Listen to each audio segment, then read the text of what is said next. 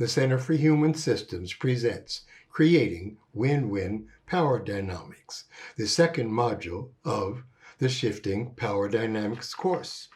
Enjoy. Okay, so welcome back. We're going to continue talking about power dynamics and getting beyond win-lose. Michael, talk to us about the alternative that you mentioned to win-lose power dynamics. Okay. We mentioned that the fundamental belief of playing win-lose is that power is scarce. To shift that, we've got to shift that fundamental belief to power is abundant. When we can make that shift, not just with our thoughts, but with our emotions and bodies, then we will shift. The downsides of playing win-lose will disappear, leaving us with situations that can easily become mutually supportive and collaborative. Although sometimes when that shift cannot be made, we need to leave them. When we can see power as abundant, we also recognize that for the most part, we're all in the same boat. If I'm going to succeed in this boat, you have to succeed in this boat. If this boat is going to succeed, both of us have to succeed, or our boat will sink, which will make us all losers. So that would put us right back to win-lose turns into lose-lose. The key then is making sure that everybody, including yourself, that are in this game with us, that are in this relationship with us, are satisfied with what is going on. Okay. I just want to recap. So what you're basically saying is that if we think about power being abundant, that is the fundamental belief that we need to shift. Whereas, okay. That there's plenty to go around. Right. Which is really hard. I mean, even as you're saying it, I'm having a difficulty of believing it. So Now, the interesting part is we call win-lose the finite game. I call coming from the perspective of power is abundant, the infinite game, because then our power can become infinite by having more and more partnerships and learning from whatever differences are there and supporting each other. Then the sky is the limit. And that's why we call it the infinite perspective of power. Okay. If we can actually make the choice to operate from that life is a positive sum game, and that power is abundant, and power is simply energy in use rather than an issue of control. That power is simply energy in use. Now, this is actually the way that scientists see power, where power is the energy it takes to move a mass through time and space. Power is the energy it takes to move a current through a resistance. It's simply energy in use. It's the energy of life that lets me move my hands as I talk and think thoughts and keep my heart beating. If you are of a spiritual bent, then power is simply the divine energy of life, which once again lets us think and feel and keep our hearts beating and all of that. From this perspective, power is what it takes to keep things moving. Power is what it takes to keep things moving. In human systems, our power is best then when the energy of each individual is aligned toward keeping them moving efficiently. Then everybody can win. When we are playing from an infinite perspective, we typically call that energy alignment win-win. Now, the phrase win-win is actually a misnomer in my sense, since winning is actually no longer the purpose of playing. The purpose now is to assure that the players continue the game and that everybody is feeling pretty good about it. So I need to pause and digest what you just said there, Michael, because I think it was a really interesting perspective. I mean, because you're using the definition of power that we think like the energy company uses, right? And I'm like, yeah, okay, I guess I could use it towards human beings. That's not how I think about it when I think about human relationships or human dynamics. I'm not thinking about power is keeping energy moving, keeping things going, making us more productive. So I just wanted to just pause and recap that, because I think that was like an aha moment for me right there. And it also connects to a principle I've heard before, which is something called the progress principle, that people need to have a sense of progress in their work. And it's, you know, and a sense of movement, a sense of I'm moving forward. The energy is moving forward instead of being blocked and chopped up all the time. And that we're doing it together. Yes, that we're doing it together, as a team, together, making sense. Yes. As a boss, dynamic. Got it. Beautiful. All right. So you were going to give us some examples. Sure. Yeah, this is going to sound pretty odd, but the National Football League is a great example of how to play infinitely. Now, its product is a competitive exhibition that a lot of people take really seriously. After the Ravens lost Saturday, that's my team. I say, oh my God, this is terrible. Ruined my day.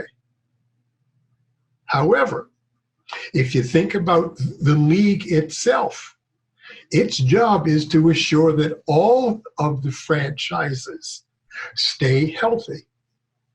Large market share revenue with small markets. The less successful teams get first choice over the more successful teams, because every team must succeed in the long run. You know, that's a very, I hadn't thought about the National Football League. I mean, the purpose of the league is to keep everyone interested in the league, and balancing out the power dynamics within the small and large markets, and that whole idea of the first pick. And, they always make it such a big deal out of college football. I mean, these things are, I hadn't thought about that as a cooperative relationship, but of course it is. The owners work together so that everybody can succeed. And notice how well it works. Because if it doesn't, then the product becomes less appealing, viewership drops, and they have problems. They don't like that. All right. Second example, car dealerships. Notice how they all kind of congregate together. Fascinates me. Aren't these places competitors? Well, in the short run, yeah, but in the long run, they count on each dealership generating traffic for everybody else. So hence, they don't want one of those buildings to go broke, because an empty building is bad. It won't draw more it won't draw any more traffic, as it is empty, and empty buildings don't look good. So yes. All right. Okay, fair enough. I buy that. Mm-hmm. Businesses in general used to come from the position that we need to put our competition out of business. That is simply no longer true. Strategic partnerships is now the name of the game. Think of the ways that Apple and Microsoft support each other. Steve Jobs has said, this is a real quote, and what was really clear was that if the game was a zero-sum game, where for Apple to win, Microsoft had to lose, then Apple was going to lose. I mean, that's such a perfect statement for the point we're trying to make here. Apple customers were important users of Microsoft's Office products, which of course are everywhere. And after Steve Jobs reached out to Bill Gates with the problem, Microsoft was more than willing to lend Apple $150 million. This was back in 1967. Those are not 1967. 1997. Sorry about Sorry, got it. Thank you. Right. Those are not actions of people who are trying to do each other in. Through helping each other, they both have succeeded. Now, those are two significant leaders that understood this. Give an example that I was actually involved in, where big business does a good job of understanding that they got to continue the game. I was consulting with a partnership of Mitsubishi, Bechtel, and Pacific Gas and Electric. Their idea was to build a whole set of dual source energy generating plants. In a conversation with the head of Mitsubishi, he said that everyone in this game, and the game is the word he used, everyone involved must win. Each partner must win. The banks involved have got to win. The regulatory agencies must win. The subcontractors must win. The employees must win. And the basic customers must win. Fascinating. He also spoke of the difficulty in the United States of finding managers who understood that. Should have asked him, was that the same in Japan? But that thought didn't occur to me then. Well, maybe if you run into him again. So that would be nice.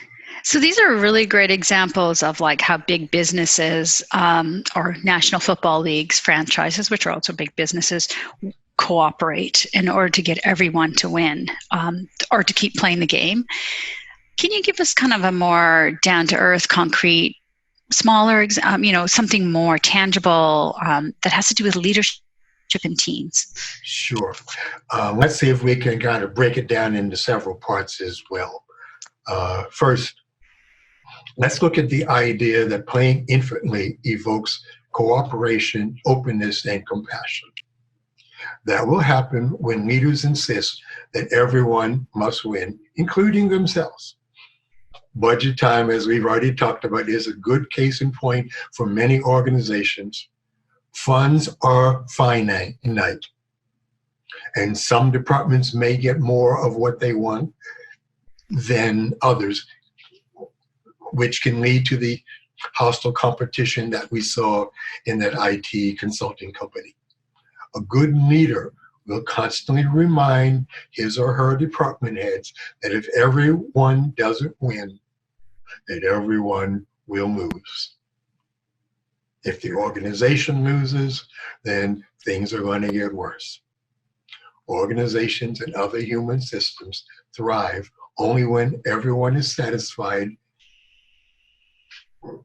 in the way they can contribute to the success of the entire organization, working in concert with everybody else. Teams, human systems, where everybody is aligned and playing well together. Okay. Yeah, that's an interesting, it's a difficult task at times because there's always a finite number of resources. It always seems like there's a finite number of resources available. So, but if we focus on what's going to be good for the organization, rather than what's going to be good for my department. Now, as that team discusses this, they've got to be sure that every department is still going to succeed, because without that, then the organization overall won't succeed. So it's still the same thing. Okay. When we're playing infinitely, it's a game to be played well, even playfully, because neither our self-esteem nor our sense of identity is at stake. In the first module, we emphasized that it's only our perception of our sense of identity and self-esteem being at risk that has us acting and speaking as if our physical survival is at stake, when it really isn't. Playing infinitely, that is no longer the case, and we can simply enjoy supporting the success of others, and they are supporting our success. Make sense? Yep, sure does. Yeah. Okay. When we're playing infinitely, something fascinating can happen with differences. Differences can become, first of all, valued and safe. Differences are also the only source of learning that exists. Differences can stimulate curiosity, creativity, and synergy when we're not using them to define who is going to win and who's going to lose. And let me go back to this idea of differences are the only source of learning that we have. Yes, please do. Because that was I paused on that statement because I'm like, what does that actually mean? But Can you think of something other than something different than what you already know that you can learn from? Consider this. Imagine that you are one of these super bright people and that you're in a room full of 25 clones of you. It's probably pretty comfortable, but there's nothing that you can learn from any of those clones that you don't already know. The incredible value of differences is lost when everybody is the same and there are no differences. So playing infinitely, we can actually get value from those differences because maybe we'll learn something that we never learned before.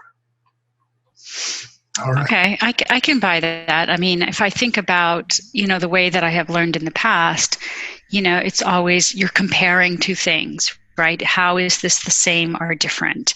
And so that makes sense. Or, yeah, so I buy that differences are the only source of learning that we have. I buy that differences are an important source of learning that we have. I'm not sure that I buy that it's the only source of learning that we have. Come up with another one for me. Why can't you learn from something that's the same? Because you already know it. Oh, when you mean identical. Okay. Fair enough. It's different in some fashion. Right. Okay. It is a fine idea, but once you think about it, but notice that for me to learn from whatever the difference is, I can't be into being right and being wrong. Your CEO in the previous example had a different point of view than you did. Yes. You had a different point of view than she did. Yes. It's possible that you could have learned something from each other. Possible. Now, it's not always possible because there are times when the two people just cannot get on the same page, and then we have to decide maybe we need to part ways, which is a perfectly reasonable thing to do. Yeah. Sometimes it's time to move on because this situation does not fit. All right. Playing infinitely creates collaborative, partnership-oriented human systems that can even include friendly competitions. Back to that IT consulting company with all the destructive competition that was going on. They had really made a hatch of their budget process by focusing on, I got to win, the other departments have to lose. As we worked, we got them to begin to refocus on what's going to make this organization a success. Because if this organization is not a success, I don't care what your department's budget is. If the other departments that are needed here don't also win, everybody's going to lose. Well, their competitiveness did not go away. What they did, though, was create a series of awards that went to the department that was most helpful to other departments, that was most cooperative with other departments, and the department that was most congenial. Fascinating stuff that they invented so that they could use their competitive energy, but in a passive, not passive, but in a way that supported everybody and the organization. So there's nothing wrong with being competitive, but you have to take your ego out of it. You know, it's really interesting as you're saying that. One thing that comes to mind is this whole idea of what was it called? When you cross-selling, and that has to do with, I'm in one part of the organization with one kind of expertise, and I have a client. Well, and they mention something, well, I should share this client with another part of the organization. And then that benefits the client, it benefits the organization as a whole. And which makes logical sense, but it was really, really hard to implement in this one particular organization because people were used to having their own book of business, right? And they didn't trust someone that they didn't know to share this, so it was a really fascinating dynamic. But in the reward system was not set up. To your point of cooperativeness, the reward system was not set up to support, hey, if you win, we both win. And it wasn't set up that way. So yes. It was hard. It was a hard sell. That is true in so many organizations where their reward systems are fundamentally based in individual achievement rather than human system success. Yeah. Even though even though they know that if the organization doesn't succeed, that all the individuals are going to lose. So when organizations can begin to reward team success and teams helping other teams, watch things take off. And everybody loves coming to work then. Because in all of these organizations that have this hostile competitiveness, people get tired of coming to work because, oh my God, here I go. It is such hard work. Every time I talk about, everybody really has to win here, people say, oh, that would be so wonderful. That they love this idea of dropping win-lose, but they go, I have no idea how to get there. Okay, so actually, this just takes us back to, so how do we do it? We've already talked about it, but it takes us back to conscious use of self and its 3 keys. In this case, intention. Is our intention to prove that I'm right? Or is my intention to have a healthy human system? Do I have the connections with other members of my system, or am I making them worse? And of course, is my ego management being managed well? Because they're really all wrapped together. If I'm not managing my ego well, I screw up the first one and the second one. If I'm not doing my intention well, I know I'm screwing up connection, and the 3 things really fit together. So first, we must practice focusing our intention. So you got to have the intention of playing infinitely, making sure that the quality of our connections with those who are involved stay high, and making sure that everyone, including yourself, are satisfied with what's going on. The problem isn't that they're so focused on winning. The problem is that they are so focused on not losing. So, and then what happens is that they accept too many situations to take a loss by agreeing with something that they really do not agree with, going along to get along. And then they feel that they have not been heard. They feel frustrated because they've not been listened to. Of course, they've not said anything either. So we have to not accept losses we have to not accept losses. Yeah, I think that you said something. I mean, as we talk more, I mean, these later modules and later courses, we've been talking more about how you change systems, right? And so you hear a lot of people about wanting to learn how to change systems. But in order to disrupt the system or to change the system, you have to disrupt and change yourself. And that's where conscious use of self comes in, making different choices, managing your ego, having connections, and having being clear on intentions and being and communicating those intentions and making sure everyone agrees upon the intentions. These are all a part of what we discussed in the first part of this program. The energy sponges and all that other stuff. Don't forget contracting.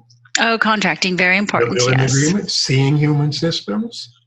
Yes. Making feedback work, sound and current data. It all comes together so that we can start playing infinitely and stop the destructiveness of win-wins. Right. And it's just the destructiveness to ourselves even that we really need to look at. Yes. So, I think this is all great in theory, but we've all been in these situations where we have a boss or someone else who just insists upon playing win-lose. How do we shift that? What do we do? Okay, well, let's look at 5 things. Number 1, first and foremost, is our own willingness to play infinitely. That's where it has to start. If you are concerned that you will lose unless you fight back, then you are already playing win-lose. So we have to have the mindset to play infinitely. Now, number 2, do not allow others to take advantage of you, because then you have taken a loss. If your boss repeatedly wants you to work 80 hours a week, and it's going to cost you your family and your happiness, maybe you need to say no. And then the fear is, oh my God, you'll fire me if I say no.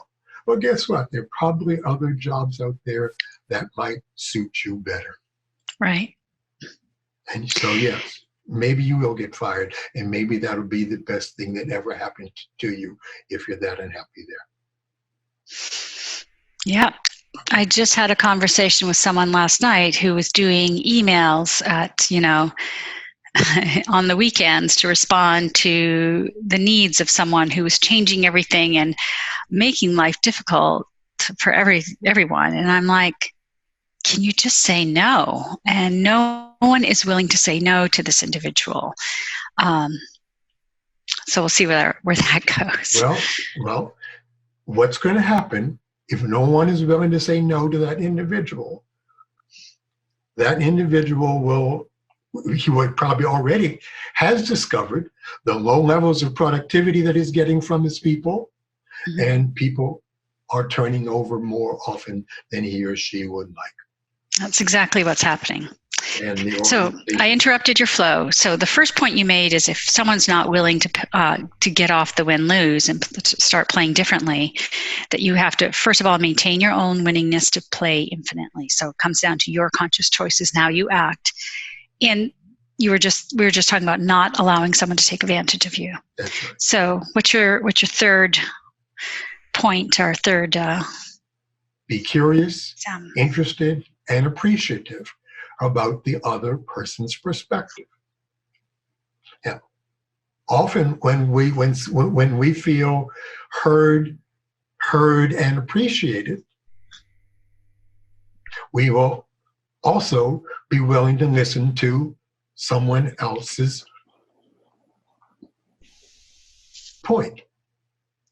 Now, notice that, and we've talked about this before, that being curious, interested, and appreciative does not mean that you have agreed with anything, but it says that you are interested, that you're willing to have an open mind, and that you are appreciative of what they are sharing with you, to really begin to see if you can get inside their head in a genuine way.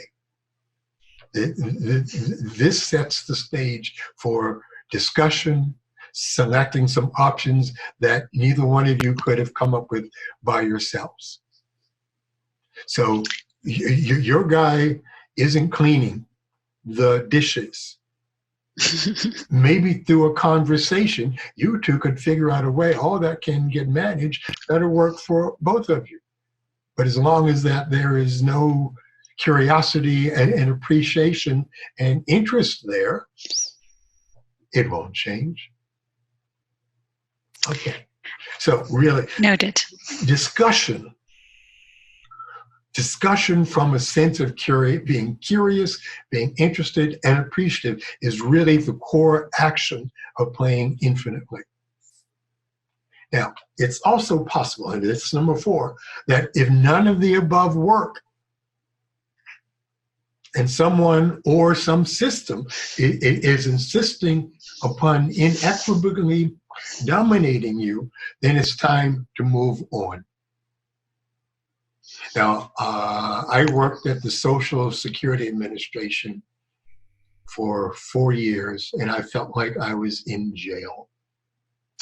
And people would say, well, Michael, if you stay around long enough, you can get to a point where you can change it. I said, I'm not willing to put in that much of my life for that. It's time for me to move on. So it's not about me making that organization wrong, because they're just doing what they're doing. But it didn't fit me. And so I felt dominated by them. Not that they were trying to dominate them, but I just felt squashed there. Mm-hmm. And so it was time for me to move on. Now, that can take courage, and it can take time to figure out what your plan is to move on, but that doesn't mean that there's a big rush.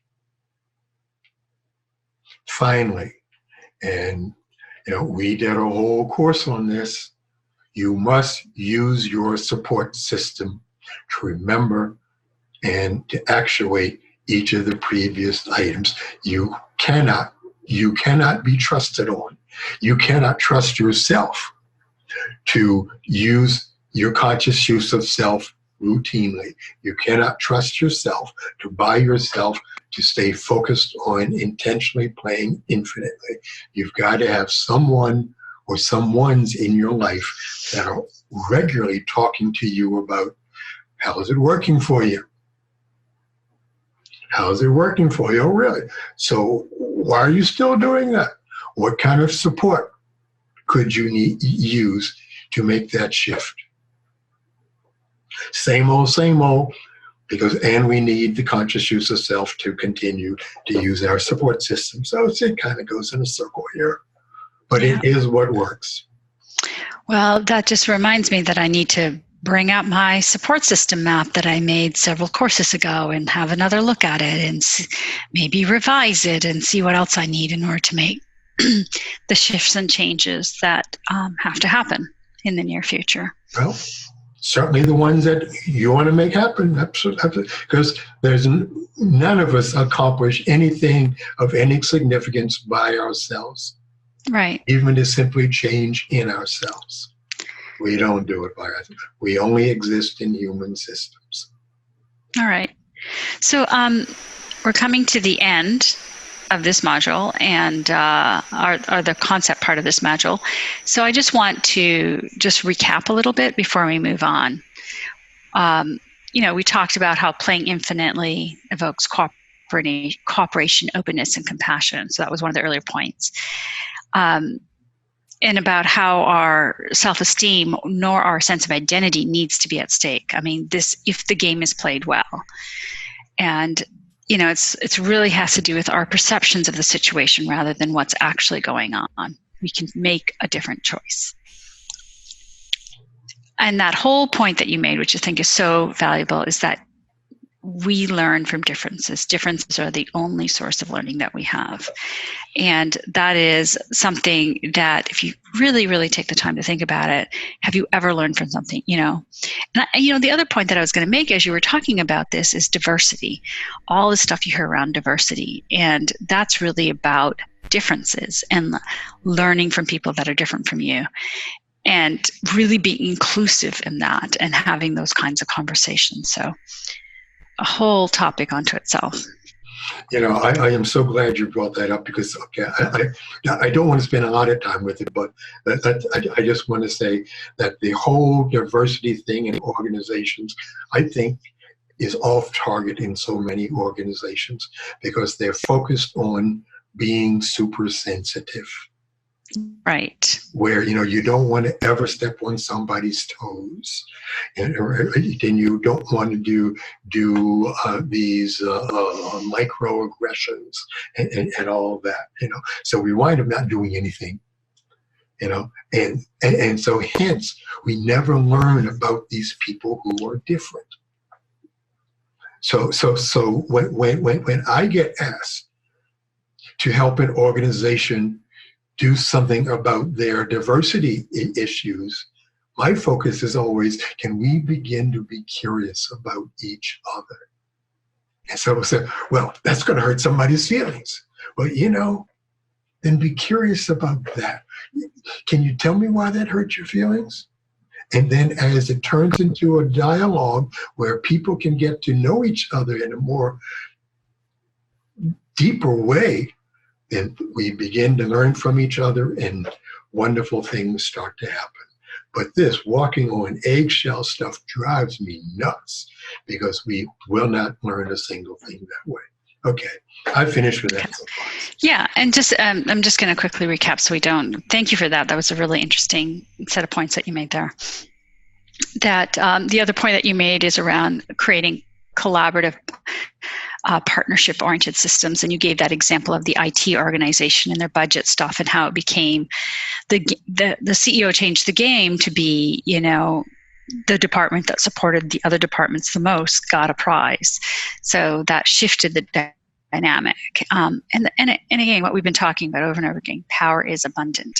Can you have that belief that power is abundant? And that would lead to, hey, we can all win here, as trite as that sounds. And that this idea of infinite power and this infinite perspective is a matter of choice. Like so many of the things that we've talked about in this course and in this program it's a matter of choice. And if you change if you shift your perspective, you can just say, hey, this is an opportunity for everyone to grow, for everyone to learn, for everyone to win here. And how do we make that happen? So is there anything else that you want to add to that, Michael, before we move on to the exercise? Just a short one. Did mention that playing win-lose is a self-fulfilling prophecy. Well, playing infinitely is also a self-fulfilling prophecy. If you go do it, it'll start happening. Yeah, there will be some people that just don't want to go there, but then maybe you need to find a new friend or a new colleague or something else. Yeah, Got it. Okay. Cool. Let's take a pause and move on to the exercise.